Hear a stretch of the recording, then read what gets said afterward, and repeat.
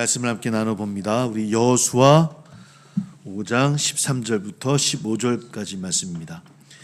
여호수아 5장 13절부터 15절까지 말씀.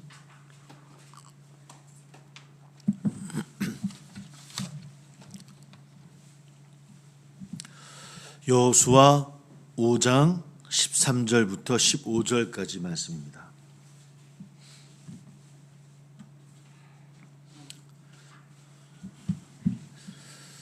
여호수아 5장 13절부터 우리 15절까지 말씀.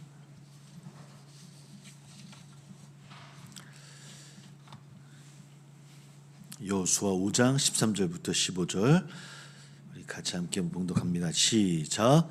여호수아가 여리고에 가까이 이르렀을 때에 눈을 들어 본즉 한 사람이 칼을 빼어 손에 들고 마주서 있는지라. 여호수아가 나아가서 그에게 묻되 너는 우리를 위하느냐? 아니 그가 이르되 아니라 나는 여호와의 군대 대장으로 지금 왔느니라 하는지라. 여호수아가 얼굴을 땅에 엎드려 절하고 그에게 이르되 내 주 무슨 말씀을 하려 하시나이까?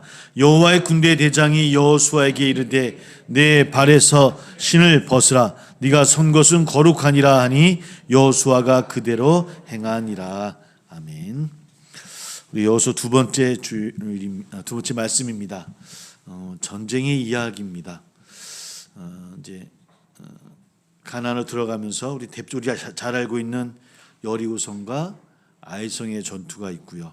오늘 말씀 그 두 가지의 전투를 살펴볼 텐데 이 두 전투는 보통 중부 전투라고 이야기합니다. 그러니까 가나안 지역의 중부 지역에서 치렀던 전투고 9장부터는 남부 쪽에서 치르는 전투가 이어지고요. 그 다음에는 북부, 그리고 메론 물가 전투 같은 그런 전투들은 북부에서 치러지는 그런 전투입니다.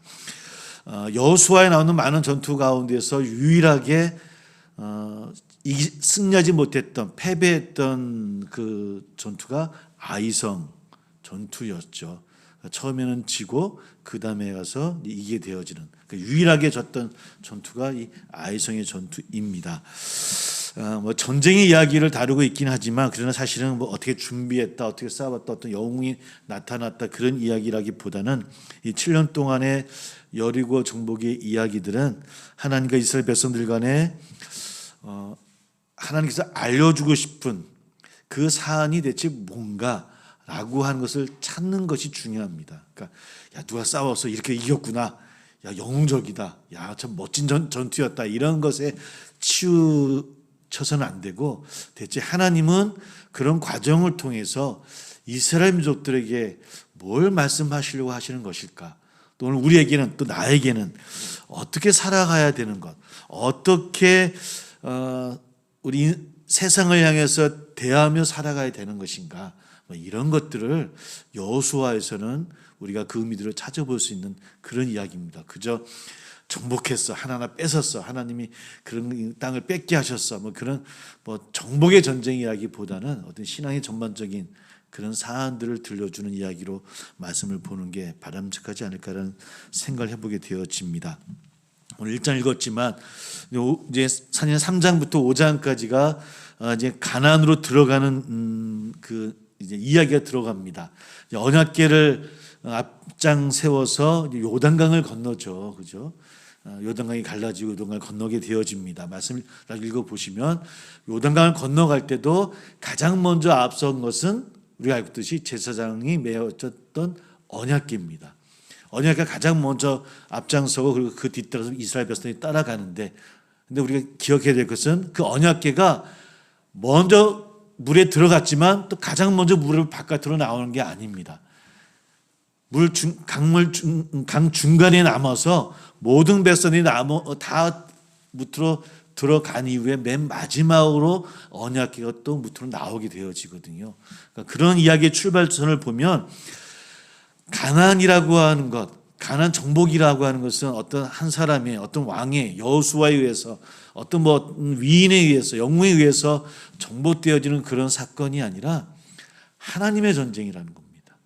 하나님의 땅이고 거룩한 땅이라고 하는 거, 하나님이 행하시는 일이다라고 하는 것을 가나안에 들어갈 때부터 이제 이루어지게 되어지고요. 요단강을 건너간 다음에 이제 길갈이라는 곳에 머물게 되어져요. 모압에서 건너서 길갈에 머물게 되어지는데, 길갈에서 여리고성을 이제 치게 되어집니다. 그럼 뭘 해야 되겠습니까? 전쟁을 앞두고 있으니까 전쟁 준비를 해야 됩니다. 전쟁 준비를 뭐 해야 되겠습니까?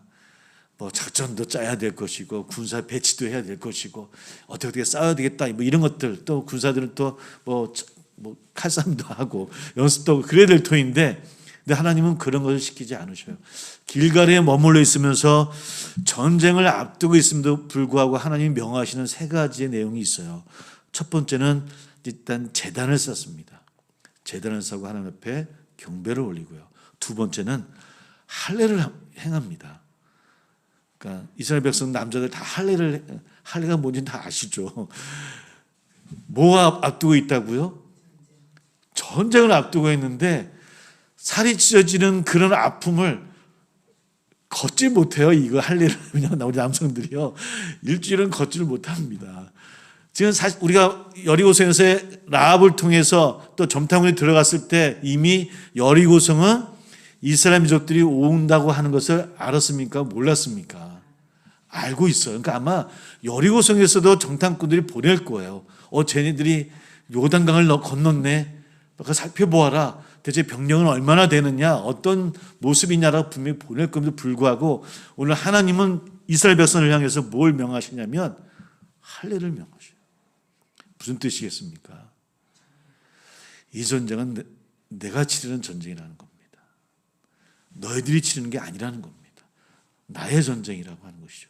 나의 말에 순종해야 될 것을 말씀하고 있는 하나님 모습을 살펴봅니다. 그리고 한 가지 더 명하시는데 유월절을 지키라고 말씀하세요. 유월절을 지키려면 어떻게 됩니까? 똑같이 또 양을 잡아야 되고, 또 양의 피를 발라야 되고, 이런 여러 가지의 일들을, 의식들을 치러야 되거든요. 즉 전쟁을 앞두고 있는 이스라엘 민족 입장에서는 번거로운 일이에요. 좀 귀찮은 일이 될 수도 있잖아요. 그래서 그 사람들 마음속에 그런 생각 들지 않겠습니까? 대체 하나님이 지금 생각이 있으신 건가? 여리고서 이러다가 여리고 사람들이 쳐들어오면 우리는 완전히 다 그냥 몰살당하는 건데 이거 이렇게 해도 되는 건가? 뭐 이런 생각들이 있지 않겠습니까? 뭐 이틀 없던 하나님은 길갈에서, 여리고성을 앞두고 길갈에서 제단을 쌓고 할례를 행하게 하고 유월절을 지킬 것을 명함으로, 이것은 하나님이 행하시는 전쟁이다라고 하는 것을 이스라엘 백성들에게 선포하고 계시는 그런 모습을 우리에게 보여주고 있고요. 그러면 5장 13절 한번 다시 한번 읽어볼게요. 그런 것 가운데 읽지 않겠습니다. 읽었으니까. 여호수아에게 여호와의 군대 대장이 나타나요. 우리 이야기는 모세에서도 똑같은 비슷한 말이 나오게 되어지는데 15절만 다시 한번 읽어볼게요. 15절 같이 시작. 여호와의 군대 대장이 여호수아에게 이르되 내 발에서 신을 벗으라. 네가 선 것은 거룩하니라 하니 여호수아가 그대로 행하니라. 네 신을 벗으라. 그것은 거룩하다. 다 우리 떠오르는 인물은 모세가 떠오르죠. 떡이나무 불타는 것 가운데 하나님 말씀하셨던 그 이야기를 그대로 여호수아에게도 이야기를 합니다. 무슨 뜻이겠습니까? 대표적인 여호수아에게 명하시는 말씀은, 신을 벗으라고 하는 것은 네가 지금까지 너의 이력들, 행했던 것들, 인간적인 생각들 다 내려놓으라는 얘기 아니겠습니까? 다 벗으라. 이곳은 나의 땅이라는 겁니다. 거룩한 땅이라는 겁니다. 이 땅이 어떤 땅입니까? 가나안에 들어와서 이제요, 첫 발짝을 내디뎠어요. 그 땅은 네가 네 힘으로, 네가 지금까지 쌓아놨던 어떤 저력으로, 이력으로 뺏을 수 있는 그런 땅이 아니라는 겁니다. 이 땅은 내가 거룩하다라고 명한 땅이고 나의 땅이라는 겁니다. 너의 생각과 너의 행함으로 이룰 수 있는 곳이 아니라고 하는 것. 그럼 너의 모든 것들을 다 내려놓아라. 나를 바라봐라. 나만 바라봐라. 이 말씀을 오늘 하나님이 오늘 여호수아에게, 이제 가나안 정복을 들어가는 여호수아에게 행하고 있는 그런 말씀이더라는 겁니다. 그렇게 말씀을 듣고 드디어 여리고성을 향해서 나아갑니다. 이제 6장부터 여리고성이 무너지는, 여리고성 전쟁을 우리가 알고 있습니다. 이야기가 들려져 있습니다. 너무 잘 알고 있는 내용이에요, 그죠? 여리고성의 이야기는 뭐 여기 우리 수요 예배 오신 여러분들은 뭐 말씀을 안 들어 잘 알고 있는 그런 이야기입니다. 우리 3절부터 뭐 2절부터 일단 2절부터 볼게요. 여호와께서 여호수아에게 이르시되 보라 내가 여리고와 그 왕과 용사들을 네 손에 넘겨 주었으니, 이미 넘겨 주었다라고 명하고 계시고요. 그러면서 3절부터 5절까지가 하나님이 명하시는 계획이에요. 우리 한번 그래도 알고 있지만 한번 읽어보도록 할게요. 3절부터 5절까지 같이 시작. 너희 모든 군사는 그 성을 둘러성 주위를 매일 한 번씩 돌되 엿새 동안을 그리하라. 제사장 7은 7 양각 나팔을 잡고 언약궤 앞에서 나갈 것이요, 7째 날에는 그 성을 7번 돌며 그 제사장들은 나팔을 불 것이며, 제사장들이 양각 나팔을 길게 불어 그 나팔 소리가 너에게 들릴 때에는 백성은 다 큰 소리로 외쳐 부를 것이라. 그리하면 그 성벽이 무너져 내리리니 백성은 각기 앞으로 올라갈지니라 하시매. 이 하나님이 여호수아에게 명하신 전쟁을 치르는 방법이에요. 여호수아 입장에서도, 제가 여호수아라 하더라도 우리가 너무 잘 알고 있는 내용에서 그렇게 여리고성은 무너졌어라고 알고 있긴 하지만, 여러분이 한번 스스로가 여호수아라고 생각을 해보세요. 그래, 하나님이 이르시는 전쟁이고 군대 대장을 보내주셔서 명하긴 하셨는데 방법이 영 동의하기는 좀 어려운, 아무리 하나님 말씀하시는 것이지만 6일 동안에 언약궤를 앞세워서 제사장들이 나팔불을 불면서 나가면 백성들은 그 뒤를 따르는데 침묵을 지켜야 됩니다. 하루는 그렇다 쳐요. 근데 그 다음에 또 불러서 또 돌자고 해요. 그래, 이들은 괜찮겠지. 3일 되는데 또 돌자 그러고 또 아무 수도 하지 말라 그래요.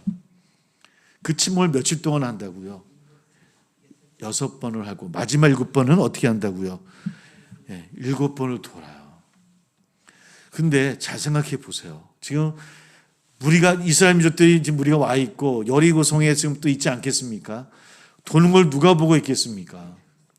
여리고성에 있는 그 용사들이 뭐 칼을 쳤든 활을 찼든 보고 있지 않겠습니까? 그 사람들이 바보입니까? 쟤들 뭐 해야 했겠죠.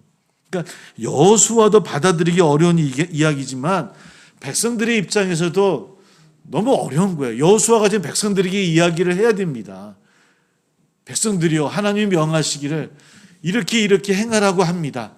그러니 우리 한번 그 말씀에 순종하십시오라고 얘기를 하지만, 우리는 그저 말씀을 읽고 그리 했구나라고, 그래서 읽었구나라고 얘기는 하지만, 아마 그 7일 동안에 계속 의심의 연소가 아니었겠습니까?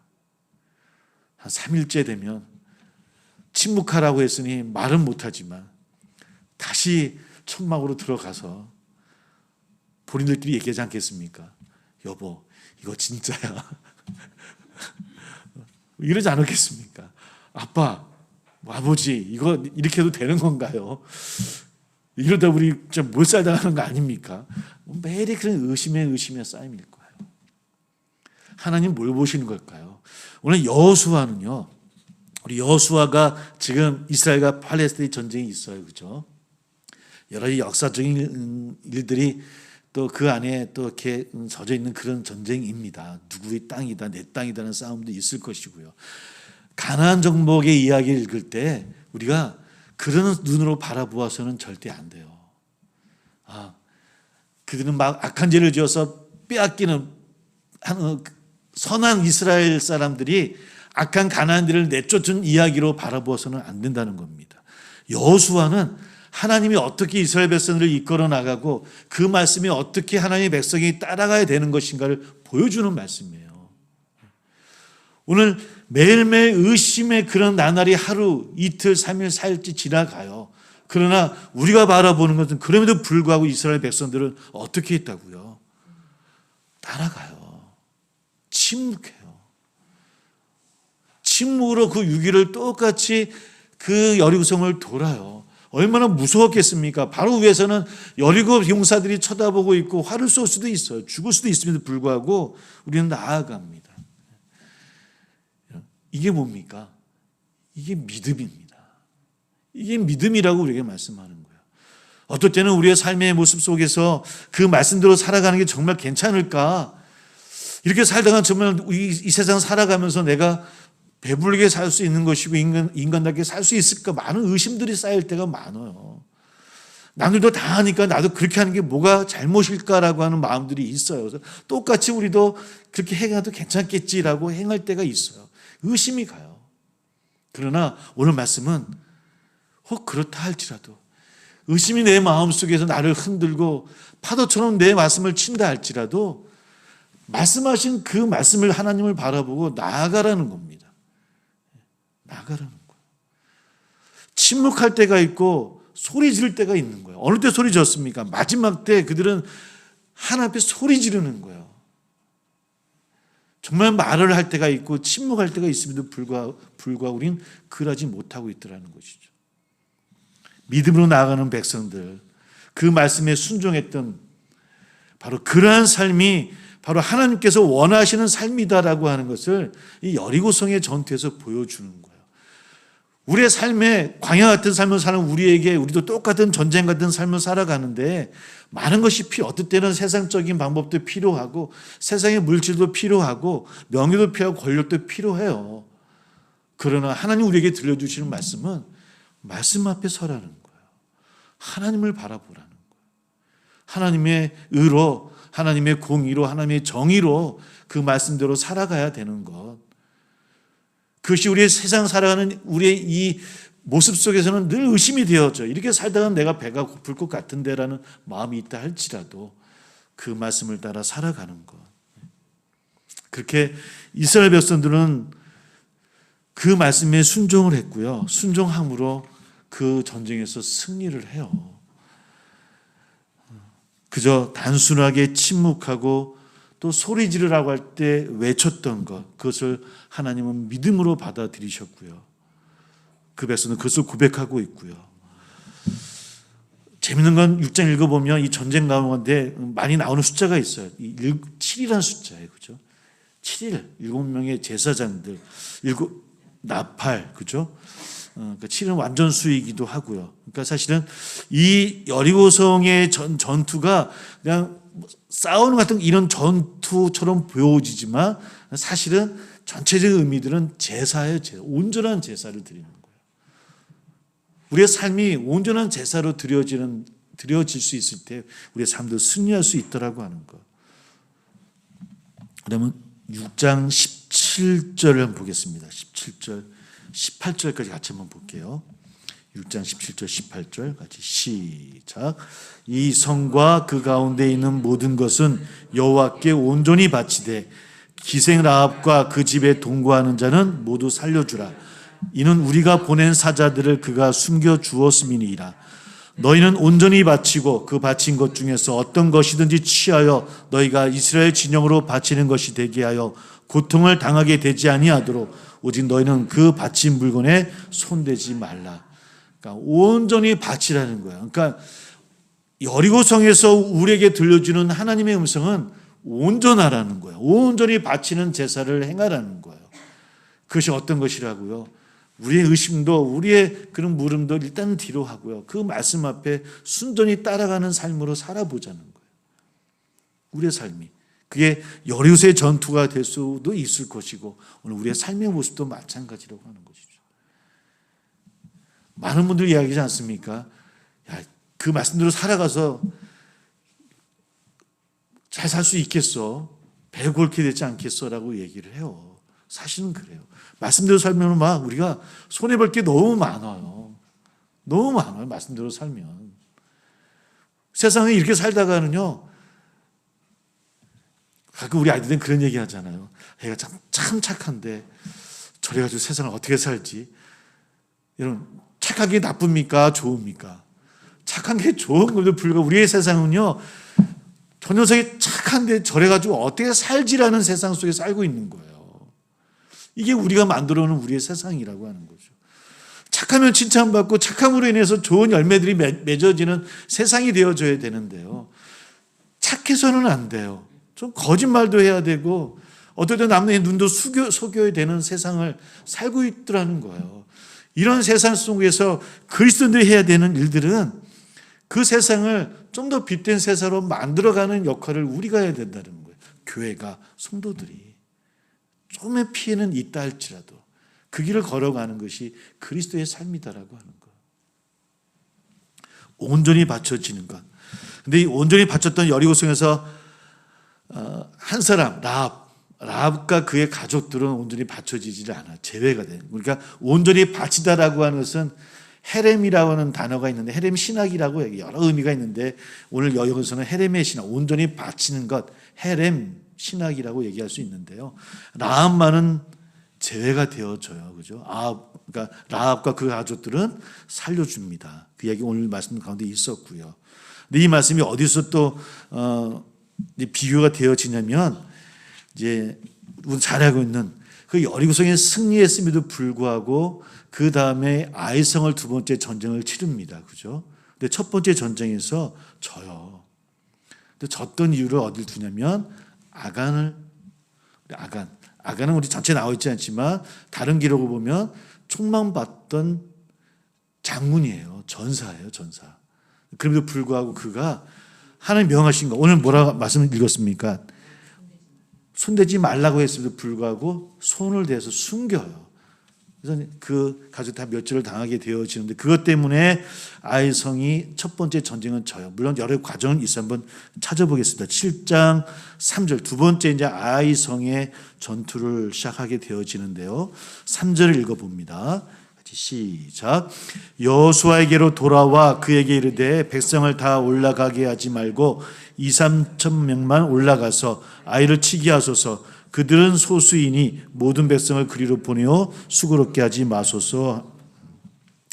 아이성을 치기 전에 먼저 아이성에도 정탐꾼을 보내는데요. 그들의 보고가 뭐냐면 아이성의 싸움은 별거 아닙니다라는 거 아니겠습니까? 3천 명만 보내도 우리가 능히 이길 수 있을 것 같습니다. 그러니까 여리고성에 보냈던 정탐꾼들과 조금 시선과 색깔이 달라요. 여리고성에 갔던 정탐꾼은 정탐을 잘 했습니까? 못 했습니까? 우리 지난주에 살펴보았죠. 숨어 있었어요, 그냥. 누구의 이야기를 그대로 여호수아에게 전했죠? 라합의 이야기를. 라합이 하나님을 알게 되어졌고 그의 말을 순전한 마음으로 받아들여서 그 말 그대로 전해요. 그게 하나님의 뜻이라고 깨닫고 되어지고 믿음으로 말씀을 전하는데 오늘 두 번째 아이성을 보냈던 이 정탐꾼들도 그런 마음은 아니었던 것 같아요. 인간의 생각이 좀 들어가요. 별거 아닙니다. 3천 명만 보내면 될 것 같습니다. 그래서 그렇게 해요. 그랬다가 지게 되고 30명의 전사들이 죽게 되어지고 이것을 나중에 깨닫게 되어져요. 여호수아가 6절 한번 읽어보겠습니다. 6절 같이 시작. 여호수아가 옷을 찢고 이스라엘 장로들과 함께 여호와의 궤 앞에서 땅에 엎드려 머리에 티끌을 뒤집어 쓰고 저물도록 있다가 여호수아의 회개입니다. 회개.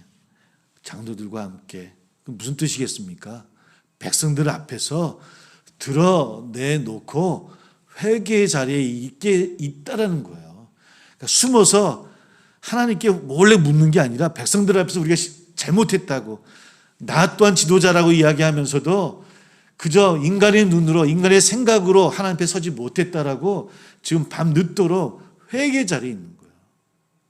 그 말씀에 하나님 여러 가지 이야기를 이제는 해 주시죠. 아간의 이야기를 들려주시고 그것을 취하게 되어집니다. 그것이 이제 그로 인해서 아간이 이제 멸절을 당하게 되어지고 그 앞에 돌무더기가 쌓여지는 일이 생겨지고요.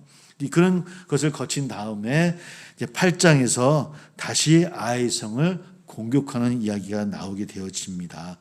1절을 볼게요. 8장 1절 같이 시작. 여호와께서 여호수아에게 이르시되 두려워하지 말라 놀라지 말라 군사를 다 거느리고 일어나 아이로 올라가라. 보라 내가 아이 왕과 그의 백성과 그의 성읍과 그의 땅을 다 네 손에 넘겨 주었으니. 여리고성 갈 때와 똑같은 말씀해 주시죠. 1장 9절에서 똑같이 말씀해 주지 않습니까? 두려워하지 말라라, 놀라워하지 말아라. 그리고 뭐라 처음 시작되어집니까? 여호와께서 여호수아에게 이르시되, 이게 여호수아에서 계속 반복되어지는 이야기입니다. 그러니까 여호수아는 그저 하나님께서 말씀하신 것을 행했던 사람인 거예요. 물론 모세도 마찬가지고. 그렇다고 여호수아가 뭐 아무것도 아니다라는 말씀을 드리는 게 아니라 그 말씀에 순종했던 이야기가 여호수아예요. 하나님이 여호수아에게 말씀하시면 여호수아는 그저 그 말씀을 따라서 행했다는 거예요. 백성들과 함께. 그 말씀 그대로 순종하면 그 전쟁은 승리의 전쟁이 될 수 있었다라고 하는 것. 이 말씀이 계속해서 반복되어져서 나오게 되어집니다. 우리 한번 9절부터 한번 볼게요. 9절 10절 같이 한번 읽어보겠습니다. 시작. 그들을 보내매 그들이 매복할 곳으로 가서 매복하였고 여호수아는 그 밤에 백성 가운데 잤더라. 여호수아가 아침에 일찍 일어나 백성을 정모하고 이스라엘 장로들과 더불어 백성에 앞서 아이로 올라가매. 하나님의 말씀을 가지고 그냥 3만 명이 넘는 이제 백성들이 나아갑니다. 근데 여호수아가 그래도 그가 존경받고 위대했던 이유는 장군이라고 뒤에 있었던 것이 아니라고 하는 거예요. 말씀을 따르지만 어느 가운데 있었다고요? 백성 가운데서 함께 자는, 백성 앞에서 회개했던 여호수아고 백성 가운데 함께하는 그런 여호수아. 태도가 바뀌어지는 거예요. 자세가 바뀌어지는 거. 회개가 말로만 하나님 우리에게 잘못했습니다라고 하는 것이 아니라 그의 삶으로 지도자의 입장에서 자리에서 내려와서 백성들과 함께는 행동하는 회개의 모습을 통해서 백성 앞에 서 있는 여호수아였기에 또한 그 백성들도 그 말씀을 따를 수 있었던 것 같아요. 8장 18절 좀 넘어가 볼게요. 나머지 또 한번 읽어봐 주시기 바랍니다. 8장 18절입니다. 같이 읽어봅니다. 시작. 여호와께서 여호수아에게 이르시되 네 손에 잡은 단창을 들어 아이를 가리키라. 내가 이 성읍을 내 손에 넘겨주리라. 여호수아가 그의 손에 잡은 단창을 들어 그 성읍을 가리키니. 그 말씀 무슨 내용입니까? 이거는 여리고성을 치는 방법을 가르쳐 주신 것처럼 단창을 두고 가리키는 거예요. 그러니까 하나님의 방법이에요. 그 방법대로 하면 이기리라. 그 방법대로 행했고 그리고 이겨요. 좀 넘어가 보겠습니다. 27절 한번 읽어볼게요. 27절 같이 시작.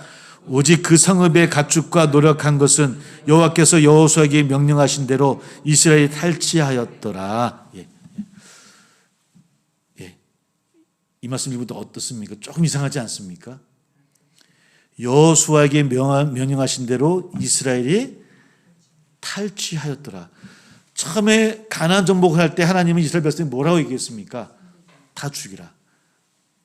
만지지 마라. 손도 대지 마라. 그 손 댔다가 누가 죽게 되어졌다고요? 바로 전에 아간이 죽었어요. 그 가족들이. 근데 지금 뭐라고 말씀합니까? 여호수아에게 명령하신 대로. 누가 명하신 거예요? 하나님께서 명하신 거예요. 그리고 뭘 가지라는 거예요? 가축과 노력한 것들을. 우리가 한번 이스라엘 백성이라고 한번 생각해 보겠습니다. 그 말씀을 따라서 행했고 그러다 보니 여리고성을 승리를 했는데 아간 때문에 아이성과의 첫째 전투를 졌어요. 하나님 말씀을 따라 보니까 아간 때문이었던 것 같아요. 손을 대지 말아야 되는데 손을 댔었던 거예요. 탈취를 했어요. 그래서 그가 죽었어요. 근데 갑자기 여호수아가 하나님 명이라고 이야기하면서 우리 승리했으니 이런 것들을 뭐라고 얘기합니까? 그 성읍의 가축과 노력한 것을 탈취하라.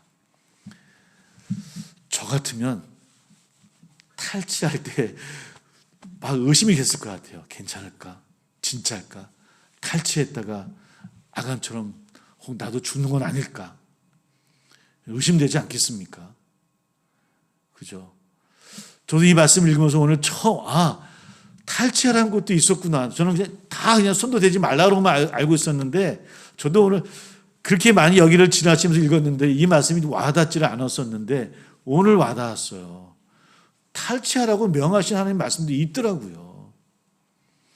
근데 이스라엘 백성들의 입장에서는 얼마나 그 마음이 떨렸겠습니까? 그 가축들을 갖고 오고 싶어도 가져갔다가 혹 아간처럼 나도 죽게 되는 것은 아닐까? 여호수아가 그냥 잘못 하나님의 음성이라고 착각한 건 아닐까? 여러 가지 생각들이 있지 않았겠습니까? 그죠? 그러나 오늘 하나님은 명하시는 거예요. 명하셨어요. 허하신 거예요. 왜 이렇게 하나님은 앞에서는 안 된다고 얘기하고 뒤에서는 그렇게 하라 그러고 왜 이스라엘 백성들 향해서 왜 이렇게 계속해서 이런 이야기들이 여호수아서에 우리에게 있을까요? 똑같은 맥락이에요. 그 말씀을 따라서 여리고성을 돌았던 그 순종의 백성들인 것처럼 이 전쟁이 하나님의 전쟁인 것처럼 이스라엘 백성들이 행하는 것은 물론 말씀 따라 나서 싸우는 것도 전투를 치르는 것도 해야 될 일들이지만 모든 순간순간마다 삶의 순간순간마다 그 말씀 앞에 서야 된다는 거예요. 그 말씀 앞에 서며 그 말씀을 순종해야 되는 삶, 그 모습이라고 하는 것이죠. 아마 성경에 나와 있지 않았지만 아까 말씀드렸던 것처럼 많은 사람들이 의심했을 거예요. 잘 가져가지 못했을 거예요. 왜? 자기가 갖고 있는 원칙이 생겼잖아요. 아간의 사건을 통해서 하나님 명령하신 그 명령을 지금도 똑같을 거야 라고 하는 나의 원칙이 생긴 거예요. 근데 하나님은 그때는 그때고 지금은 다른 말씀을 우리에게 해주시고 있어요. 우리에게 적용해 볼까요? 우리도 우리 살아가면서 신앙생활 해 나가면서 각자 우리가 갖고 있는 원칙이 있더라니까요. 저도 마찬가지예요. 늘 말씀 앞에 선다고 하면서 그 말씀보다 더 앞서는 건 제가 쌓은 제 이력의 원칙이더라니까요. 그 원칙에 벗어나면 잘못된 것이라고 정죄하고요. 손가락질하기도 하고요. 그것을 나는 내가 올바른 신앙을 하고 있다라고 자부하고 있더라는 겁니다. 근데 그게 오늘 말씀은 깨트리라는 말씀으로 들려요. 괜찮다는 겁니다. 허하겠다는 거예요. 내 음성을 듣고 나의 명대로 행하라. 이것이 그리스도의 삶이라고 하는 거. 우리 모두 얼마나 지금 이 시대에 진영 논리에 빠져 있습니까? 우리 교회도 마찬가지. 세상만 진영 논리에 빠진 게 아니라 교회도 마찬가지 아닙니까? 전 북한에 잠깐 얘기했지만 신학도 봐요. 신학도 진보 신학이 있고 보수 신학이 있어요. 저는 굉장히 싫어하는 단어인데 신학은 그냥 신학이에요. 신앙은 신앙이에요. 근데 신앙도 보수 신앙이 있고 진보 신앙이 있대요. 하나님 앞에 신앙은 신앙이에요. 근데 그 모든 것들이 우리 진영 논리로 만들어버리고 있어요. 어떤 논리겠습니까? 어떤 때 우리의 욕심일 수도 있을 것이고 내가 갖고 있는 세상의 가치를 가져온 나의 논리일 수도 있을 것이고 근데 정작 하나님 말씀 앞에서 우리가 더 깨어져야 되고 더 하나님 앞에서 순전한 모습으로 서야 되는 우리가 될 터인데 오늘 우리도 의심하고 있어요. 괜찮을까? 나도 아간처럼 되는 것은 아닐까? 여호수아의 저 말이 혹 여호수아가 착각한 것은 아닐까라고 오늘 우리는 얘기하고 있는 것은 아닌지. 첫 번째 여리고성 전투와 아이성 전투를 살펴보았습니다. 우리가 너무나 잘 알고 있는 가나안 정복의 대표적인 전투예요. 물론 그 전투 자체만으로도 너무나 놀랍고 하나님의 기적의 이야기이긴 하지만 그러나 기적의 이야기여서가 중요한 것이 아니라 그 말씀 앞에 그 백성들이 어떻게 섰었고 하나님은 어떻게 명령을 하셨고 하나님이 그 백성들의 모습을 통해서 어떠한 삶을 살아가게끔 인도하고 계시는 것인지 하나님 앞에 서며 살아가는 것이 어떤 것인지 우리가 신앙생활 한다고 하는 것이 어떤 것인지를 다시 한번 생각하고 묵상하게 하는 말씀이 아닌지 다시 한번 말씀들을 묵상하시면서 우리 하나님 앞에 서갈 수 있는 저나 우리 모두가 다 되어지시기를 주의 이름으로 축복합니다. 기도하겠습니다.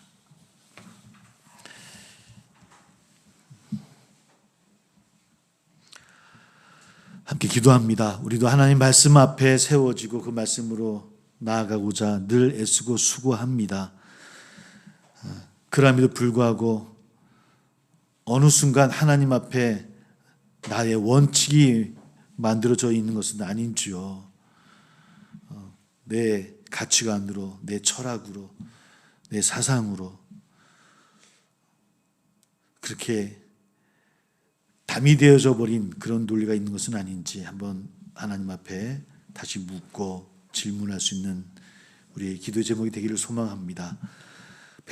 이스라엘 백성들처럼 그 말씀에 침묵하고 또 그렇게 순종했던 것처럼 우리의 삶이 그런 삶이 되기를, 믿음의 살기를 소망한다고 한번 기도해 주시고, 개인의 기도 제목이 있습니다. 같이 우리 주여 고백하며 함께 기도합니다.